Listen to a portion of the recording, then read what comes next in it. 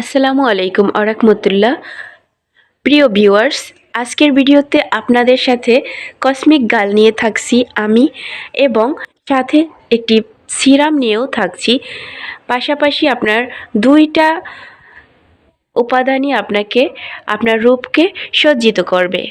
ছোট্ট একটি অনুরোধ করব চ্যানেলটি সাবস্ক্রাইব করার জন্য। ভিউয়ার্স, প্রোডাক্টটি কেনার সময় আসল নকল যাচাই করে কিনবেন, না হলে আপনারা কার্যকরী ফল পাবেন না। এই লোশনটি দিনে রোজ 2 বার ব্যবহার করবেন, গোসলের পরে একবার এবং রাতে ঘুমানোর আগে একবার।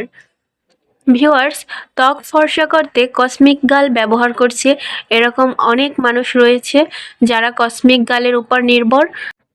কসমিক গাল ত্বক অত্যন্ত ফর্সা করে। এর পাশাপাশি সিরাম বিট সি ব্যবহার করবেন।